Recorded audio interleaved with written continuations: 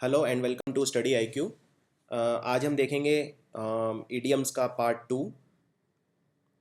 ये वाले जो इडियम्स हैं या मुहावरे हैं ये भी बहुत इम्पॉर्टेंट हैं स्पेशली फॉर बैंकिंग एग्ज़ाम्स। और किसी भी एक बैंकिंग एग्ज़ाम्स में आप 2 से 4 नंबर के मुहावरे और लोकोक्तियाँ मान सकते हैं कि आएंगे। जनरली 2 या 3 तो आते ही हैं और एसएससी में भी काफ़ी आते हैं। तो हम शुरू करते हैं अपना पार्ट टू। सबसे पहला है put your best foot forward. देखिए, put your best foot forward का मतलब है गिव योर बेस्ट, अपना बेस्ट ट्राई करना। जैसे मान लीजिए अगर आप किसी पार्टी में जाते हैं और पार्टी में आप एक बहुत अच्छा इंप्रेशन बनाना चाहते हैं, तो आप ज़्यादातर सब लोगों से मिलेंगे, एकदम अपना बेस्ट देंगे। उसको बोलते हैं put your best foot forward. अगला है क्यूरियोसिटी किल्ड द कैट। ये वाला जो इडियम है ये एक कहानी के ऊपर है। एक्चुअली एक बिल्ली थी और वो बहुत ज़्यादा आतुर रहती थी चीज़ें जानने को, तो एक दिन इसी से उसकी जान चली गई। तो ज़रूरत से ज़्यादा आतुरता, ज़रूरत से ज़्यादा इंक्विजिटिव होना या ज़रूरत से ज़्यादा एंग्शियस होना, चीज़ें जानने के लिए आतुर होना, वो कई बार आपको मुसीबत में डाल सकता है। इसको बोलते हैं क्यूरियोसिटी किल्ड द कैट। अगला है cost an arm and a leg. अगर कोई चीज़ इतनी ज़्यादा महंगी है कि आपको एक तरह से फिगरेटिव या सॉरी लिटरल सेंस में अगर देखा जाए कि आपको उसको खरीदने के लिए अपना एक हाथ और एक टांग देनी पड़े। कहने का मतलब सिंपल है। कहने का मतलब अगर आप कोई बहुत महंगी चीज़ खरीदते हैं तो उसको बोलते हैं cost and arm and an leg. So for example ये आप देख सकते हैं, ये वाला example, my new car cost me an arm and a leg, यानी मैंने अपनी नई गाड़ी बहुत महंगी खरीदी। अगला है pull a rabbit out of your hat. ये बहुत आसान है। एक जैसे जादूगर एक हैट के अंदर से एक रैबिट निकाल लेता है, खरगोश निकाल देता है। इसका मतलब कुछ भी सरप्राइजिंग करना, जैसे कोई जादू टोना है या ये है, मतलब कोई भी ऐसा काम जिसमें एक सरप्राइज का एलिमेंट हो, उसको बोलते हैं pull a rabbit out of your hat. ये वाला काफ़ी कॉमन है, टू टाई द नॉट, यानी किसी से शादी करना, उसको किसी विवाह के बंधन में बंधना, उसको बोलते हैं टू टाई द नॉट।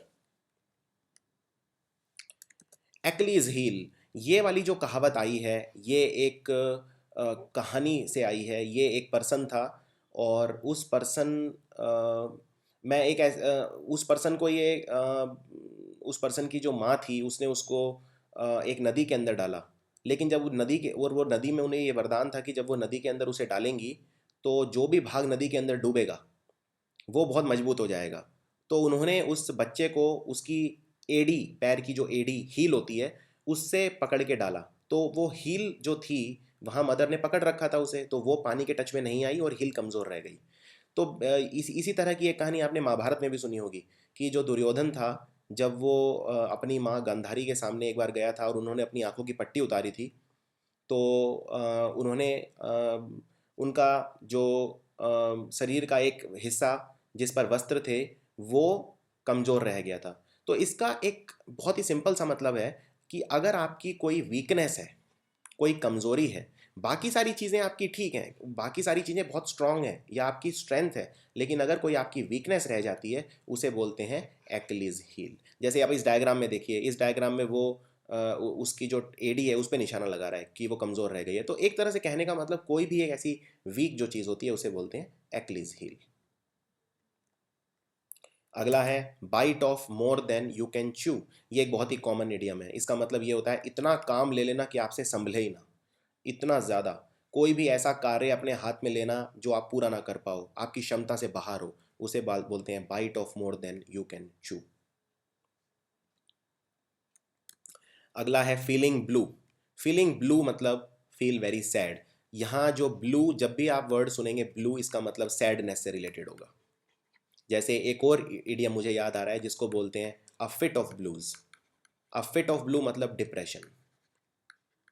अगर कोई डिप्रेशन में है, बहुत उदास है, तो उसको हो गया है अ fit of blue. A shot in the arm, ये समझना आसान है। शॉट, देखिए शॉट क्या होता है, जनरली हम शॉट बोलते हैं इंजेक्शन को। अगर आप, और इंजेक्शन जनरली बाजू पे लगाया जाता है। इसका कहने का मतलब ये है कि आप कोई ऐसी चीज़ ले रहे हैं या कोई ऐसी चीज़ आपके साथ होती है जिससे आपको हौसला मिलता है। जैसे मान लीजिए मैं क्रिकेट टीम का कप्तान हूँ, मान लीजिए मैं MS धोनी हूँ, और मेरा बेस्ट बैट्समैन है विराट कोहली, और मुझे पता वो इंजर्ड है, यानी कल के मैच में वो नहीं खेल सकता। अचानक मुझे खबर मिलती है आज सुबह कि विराट कोहली मैच के लिए एकदम फिट है और आज वो खेलेगा। तो ये सुनकर मुझे एकदम से एक शॉट इन दी आर्म मिला, यानी मेरा उत्साह बहुत बढ़ गया ये खबर सुनकर। तो a shot in the arm means to get stimulus या एनकरेजमेंट। ये एक बहुत अच्छी कहावत है, to take the bull by the horns. इसका मतलब ये है किसी भी मुसीबत का डट कर सामना करना, एक बुल को उसके सींगों से पकड़ना। ये वैसे ये डायग्राम देखकर मुझे बाहुबली पिक्चर की याद आ गई। उसके अंदर भी जो एक विलेन था उसने एक बुल को इसी तरह से चित किया था। To hang up one's boot. देखिए ये अब इस तरह के कुछ इडियम्स हैं, अगर इनका मतलब आपको नहीं पता हो तो आप एटलीस्ट इनको हिंदी में अनुवाद करके कुछ ना कुछ गैस कर सकते हैं। हैंग अप का मतलब होता है टांग देना, अपने जूते टांग देना। अब मान लीजिए आप अपने जूते कहीं पे टांग देते हैं, तो आप कब अपने जूते टांगेंगे? जब आप नहीं खेल रहे होते हैं। इसी तरह ये शब्द हम यूज़ करते हैं अगर कोई खिलाड़ी रिटायरमेंट ले लेता है, तो उसको बोलते हैं ही हैंग अप हिज बूट्स, यानी उसने अपने जूते टांग दिए, एक तरह से मतलब उसने खेलना बंद कर दिया, to stop playing a sport. अगला है टू चू द कर्ड। ये टू चू द कर्ड वैसे एनसीईआरटी में लिखा हुआ है, 10th क्लास की एनसीईआरटी में, ये साइंस की बुक में लिखा हुआ है। चू द कर्ड वैसे लिटरल मीनिंग तो होता है जुगाली करना। जैसे आप बहुत सारे पशुओं को देखते होंगे, जैसे गाय भैंस, ये इनके मुंह में कुछ खाने की चीज़ नहीं होती, फिर भी ये मुंह चलाती रहती हैं, इसको बोलते हैं जुगाली करना। लेकिन कहावत के सेंस में इसका मतलब है सोचते रहना, बहुत डीप, बहुत ही गहन अध्ययन, बहुत ही गहरी सोच में डूबे रहना, उसे बोलते हैं टू चू द कर्ड। अगला है save for a rainy day. देखिए अगर आप पैसे बुरे वक्त के लिए बचाते हैं उसे बोलते हैं to save for a rainy day. बिल्कुल ही सिंपल कहावत है ये। कोई भी बुरे वक्त के लिए आने वाले उसके लिए पैसे बचाना, उस या बहुत ज़्यादा खर्चीला ना होना और समय की मांग के हिसाब से चलना, उसको बोलते हैं save for a rainy day. अगला है let the cat out of the bag. देखिए let the cat out of the bag का मतलब है कि आप किसी का सीक्रेट किसी और को बता देते हैं, उस यानी आप सीक्रेट नहीं रख पाते। सीक्रेट होना चाहिए था लेकिन आपसे बात पची नहीं और आपने वो बता दिया, यानी you let the cat out of the bag. अगला है cut from the same cloth. मान लीजिए मैं आपको बोलता हूँ कि MS धोनी और सचिन, ये दोनों एक ही कपड़े से काटे गए हैं। इसका क्या मतलब है? इसका मतलब ये है कि दोनों बिल्कुल एक जैसे हैं, दोनों ही महान बल्लेबाज हैं, दोनों ने ही हज़ारों लाखों युवाओं को इंस्पायर किया है। तो they are cut from the same cloth, यानी एक जैसे होना। इसके लिए हिंदी में एक कहावत होती है, एक ही थाली के चट्टे बट्टे, यानी कि एक ही सब एक जैसे हैं। अगला होता है chip of the old block. देखिए चिप ऑफ का मतलब होता है टूटना, और ओल्ड ब्लॉक मतलब लकड़ी का टुकड़ा। अब अगर ये एक लकड़ी का टुकड़ा है और इसमें से इतना पार्ट टूट जाता है, तो जाहिर सी बात है जो पार्ट टूटा है वो भी लकड़ी के बाकी जो भाग है उसके जैसा ही होगा। तो chip off the old block मतलब होता है अगर आप अपने पेरेंट्स के जैसे हैं, जिनसे आप अलग हुए हैं या जिनसे आपकी उत्पत्ति हुई है, अगर आप उनको रिजेंबल करते हैं, तो उसको बोलते हैं chip off the old block. जैसे यहाँ ये बच्चा है, ये अपने पापा जैसा है, यानी he is a chip off the old block. और किसी भी सेंस में यूज़ हो सकता है, ये लुक्स के सेंस में भी यूज़ हो सकता है, ये टैलेंट के सेंस में भी यूज़ हो सकता है, किसी भी सेंस में। Paying through the nose. Paying through the nose का मतलब होता है बहुत ज़्यादा पैसा देना, किस मतलब बहुत ही महंगा। अगर मान लीजिए कोई कोई गाड़ी 1 करोड़ की है और आप उसको खरीदने इतना ज़्यादा खरीदना चाहते हैं कि आप उसके लिए 2 करोड़ देने को तैयार हैं और आपने 2 करोड़ की पेमेंट कर दी, यानी you paid through the nose. तो किसी भी चीज़ के लिए उसकी कीमत से ज़्यादा पैसे देना, उसको बोलते हैं पेइंग थ्रू द नोज। अगला है कास्टिंग पर्ल्स बिफोर स्वाइन। देखिए पर्ल्स का मतलब होता है मोती, आप जानते हैं। स्वाइन का मतलब होता है वो जानवर, जैसे पिग होता है। तो यहाँ पे डायग्राम में आप देखिए ये पिग है, इसको स्वाइन बोलते हैं। और आप जानते हैं कि पिग इन्फेक्शन कैरी करता है जिसे स्वाइन फ्लू बोलते हैं। तो इससे भी आपको एक क्लू मिल जाएगा। अगर आप मान लीजिए पिग के सामने मोती डाल रहे हैं, इसका क्या मतलब है? इसका मतलब क्या वो पिग के ऊपर अच्छे लगेंगे? ऑफ कोर्स नॉट, बिल्कुल नहीं।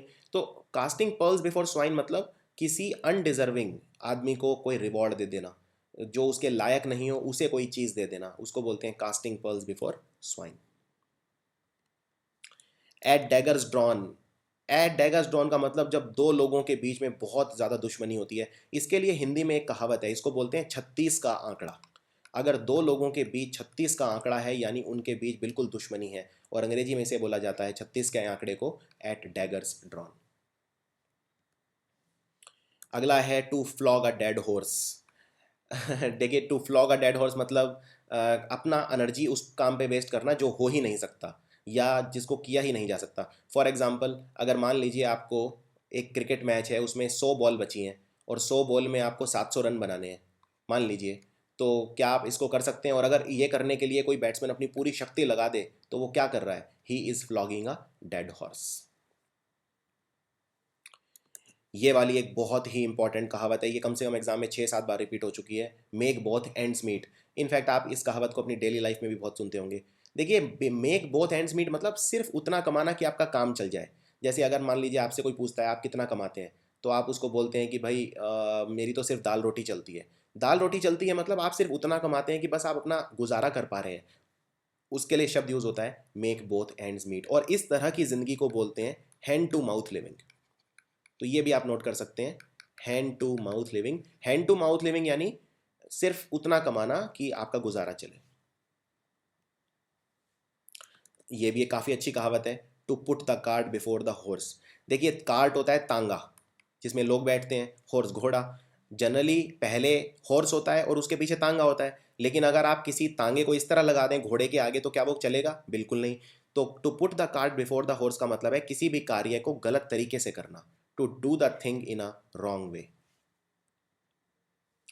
अगला है to take the things lying down. इसका मतलब ये है कि अगर आप बिल्कुल ही रेजिस्टेंस ना शो करें। फॉर एग्जांपल, अगर आपका बॉस कंपनी में आपको 50 लोगों के आगे डांट देता है या आपकी बेइज्जती कर देता है और आप उसको बदले में कुछ नहीं बोलते, तो यानी कि आपने उस चीज़ को ले लिया लाइंग डाउन, यानी आपने बिल्कुल ही पलटवार नहीं किया।